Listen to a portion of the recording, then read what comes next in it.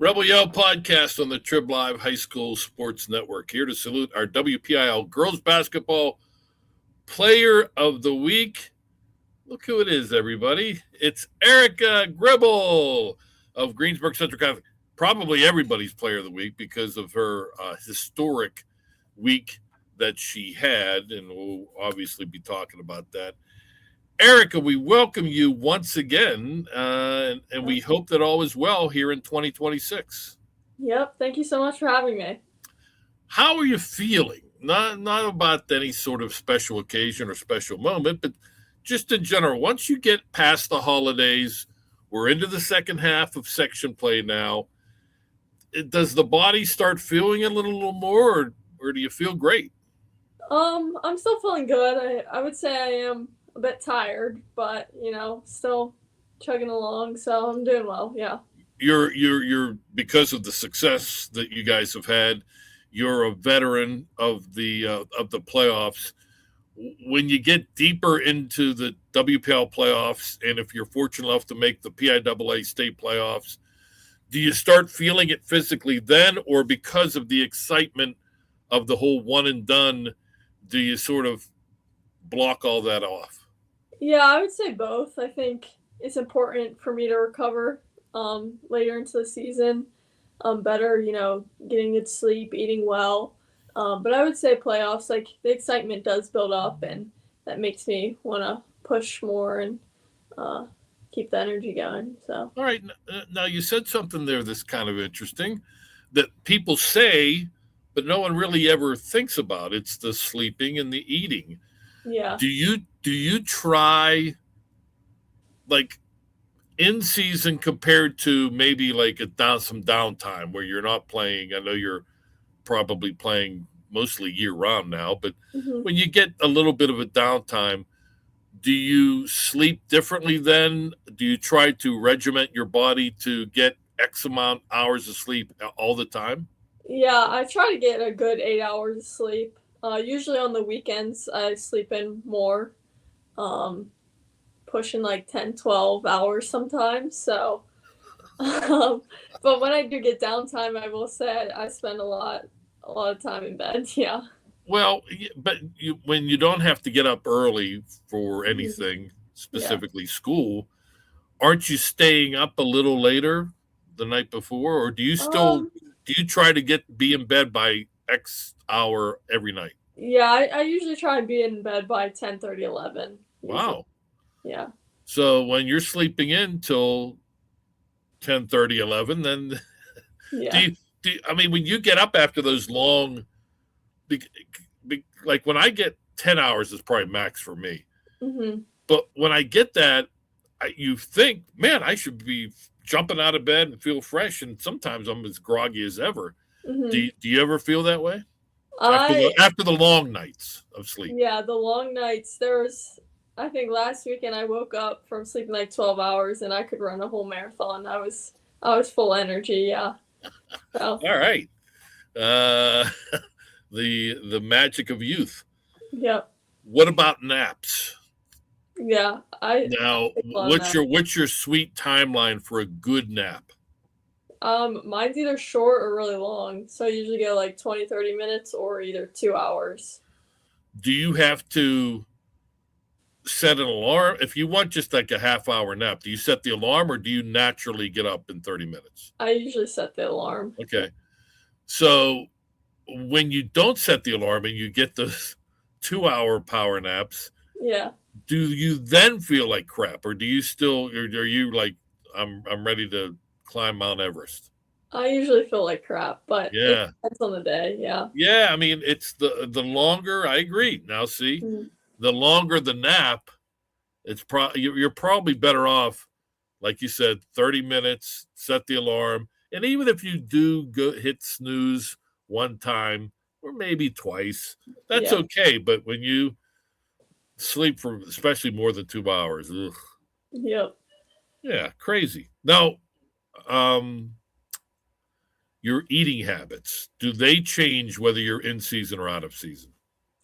Not much. I think I eat more in season for sure. Which is a good thing.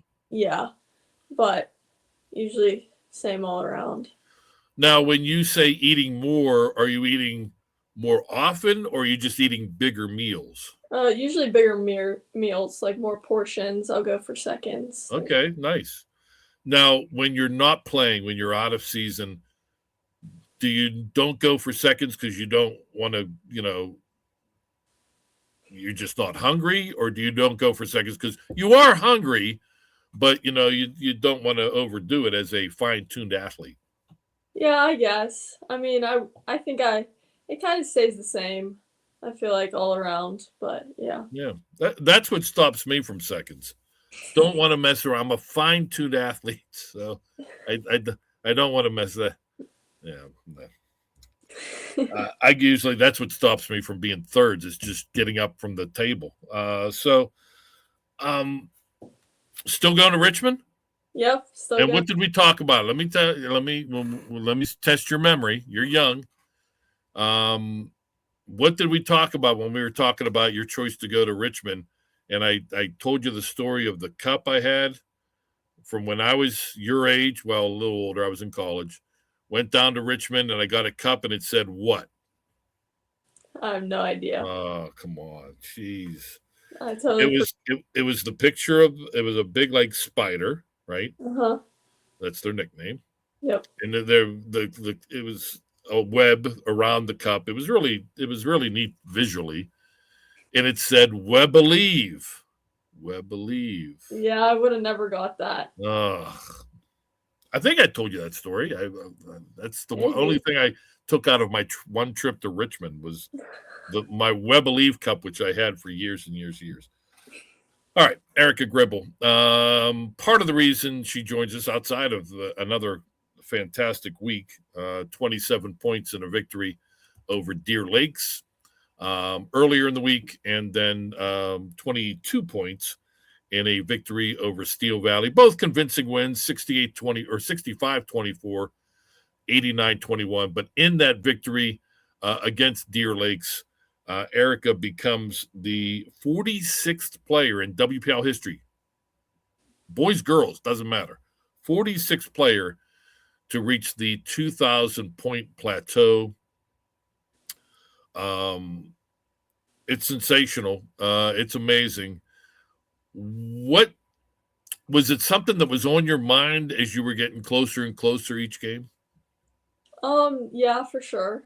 I was trying to, do my best to get it over with, but I knew, the points would come. I wasn't really putting much pressure on myself or anything like that. And I just kind of, knew it was coming and was confident in it. Wasn't really worried about it that much. Before we started, I think you were 26 away going into Monday's game at Deer Lakes. Mm-hmm. Before we started the podcast, I asked you, did they stop the game? Because if you do it at home, they're going to have a big to-do, and they'll let both teams know, the officials. Yeah. And that's, usually what happens. But on the road, it's a little stickier. Some schools will be, yes, we want to do something special. Some will be like, nah. So I asked you, I said, did they stop the game? And you said no, they didn't. No. And there really was very little fanfare. You came out of the game. It was late in the game, I guess, or near the end or whatever, that you scored point number 2,000, put you over 2,001. And they just made a brief announcement and just kept going. Yeah. My coach just subbed me out. They had like a nice announcement. My team was celebrating, and then some of my teammates after they were saying how they were clapping for me, and then on the court, and the ref just handed the other team the ball, and they just went back at it. So. The refs weren't clapping. So did you know? I mean, was there like a countdown? Was everybody around you saying, you're 10 away, you're 8 away, you're 6 away? Or were you not cognizant? I had a count in my head.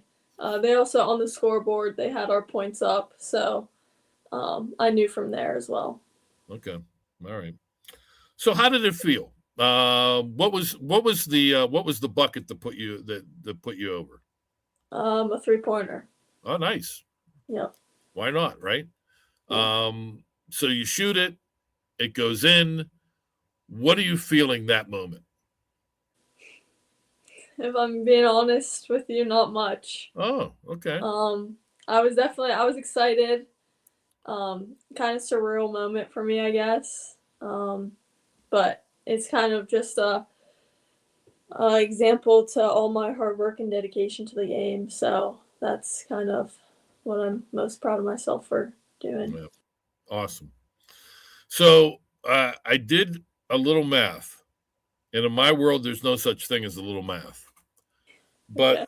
with your remaining regular season games, and then if let's assume that the Centurions are able to go on a run to the WPIAL championship and to the PIAA championship, which is realistic. Yep. Um, Here's the number I came up with. Oh, it disappeared. Wait a second. Now I got to do it on the fly here. Okay, so it's da da da da da da da. So here's what I was thinking. You tell me if this is possible. Okay. You're now at 2,023 points. To get to 3,000 before the end of the season, Mhm. you would have to average 60.8 points per game. Is that doable? Sure. Why not? There you go. We're setting lofty goals here on the podcast, and now you have your walking orders. Yeah. 60.8 points per game. Erica Gribble to get to 3,000. Why not, right?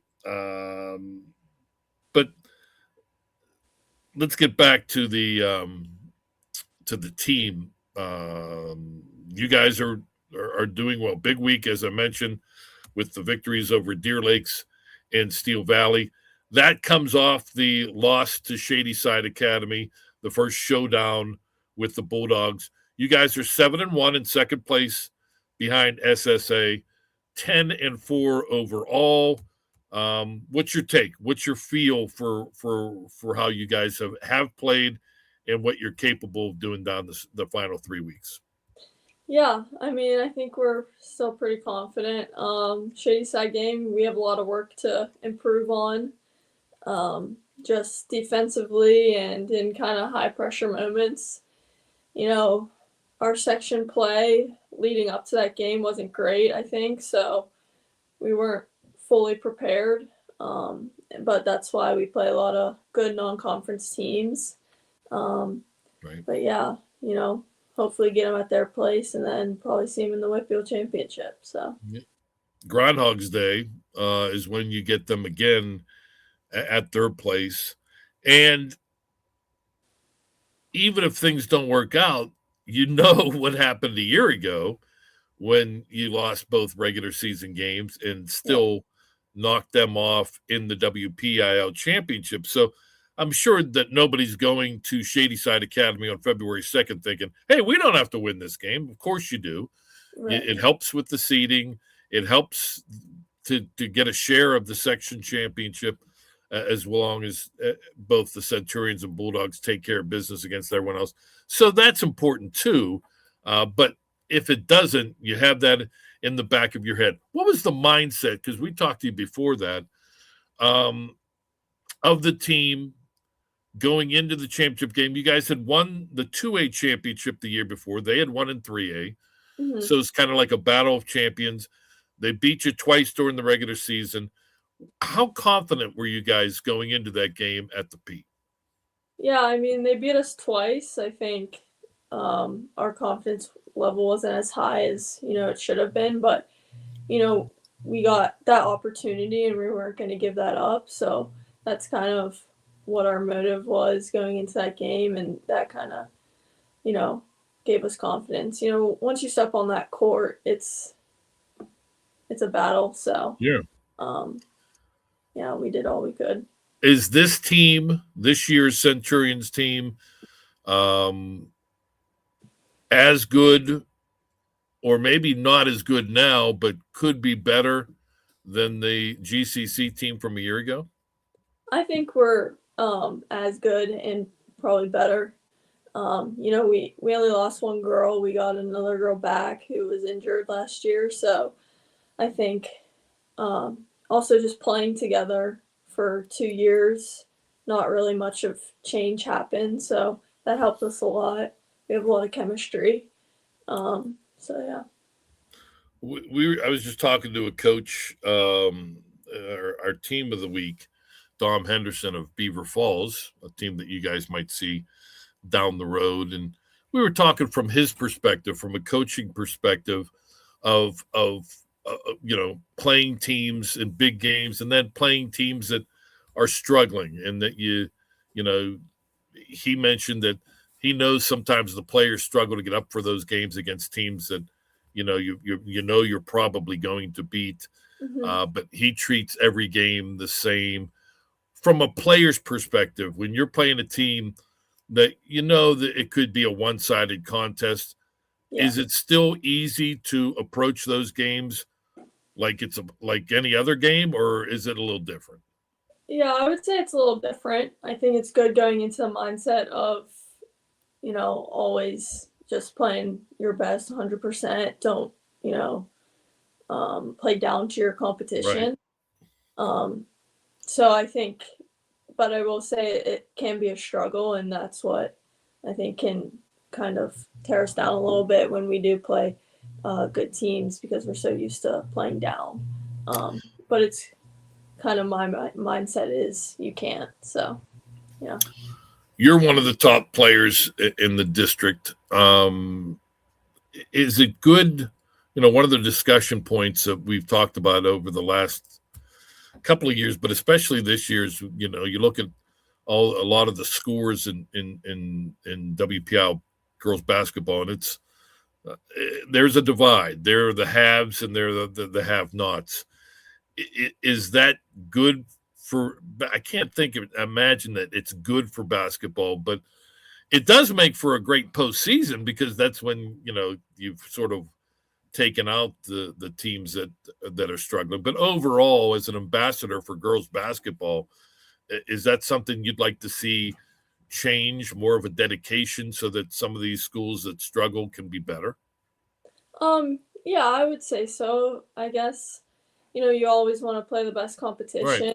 Um, you know, Sometimes it's hard going out and, you know, not having a great game and you want to see better. So, kind of make it hard on myself. Just kind of preparing for college. I feel like sometimes that's not helping me as much as the other games are. Because you can fall into bad habits, right? Right. Yeah. Yeah.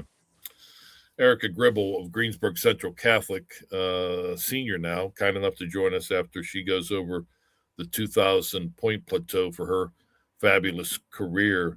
The leading scorer in the very prized Gribble household as well. The Gribble girls have done very well.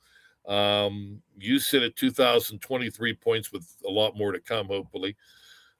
Sister Elena, 1,783, and older sister Olivia, 973.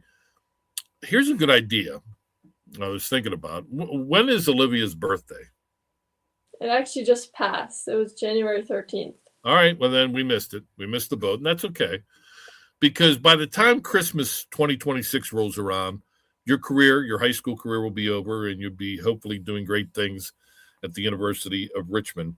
Hmm. But do you think it's possible? I know sometimes you have trouble. What should I get my parents? What should I get my siblings? Yeah. You could gift Olivia 27 points. Take 27 away from your final total, give them to her, and put her at the 1,000 point plateau. Do you think that's a good idea? Yeah. I don't know if she'll take that too funny, I guess. But She might be insulted by that. yeah, Well, maybe. but you're doing it out of love. You're doing it out of That's love. that's true. Yeah. That's right. So she's got to, we just want to get everybody, in four digits. That's the only reason I suggest Yeah. that. So let me ask you, the three Gribble sisters, Who and you, I want you to be honest here. So if it's you, great. If it's not, then that's not. Who is the best free throw shooter? Hmm. I mean, I would say me, but I think Olivia was a pretty good free throw shooter All right, uh, in college and in high school, so I'll get with Olivia. all right. Elena was clanking them off the glass. No, I don't remember much okay. You of. were just young. Yeah, I was too All young, right. but we're all pretty, equal, I would say. Yeah. Do you guys play? I mean, you can't play one on one because there's three of you. But do you guys, drag somebody else in a little 2-on-2 action a lot, or do you guys stay away from competing against each other? We always play 2-on-1, so it would always be me and Olivia against Elena. Um, so that's how we did it. And how did it usually turn out? I think Elena beat us up. Well, big sister, right? Yeah, this was a while ago, so we Yeah, were still right. young, Yeah. but So that hasn't happened in a while. no. All right. Okay. So I got one more for you.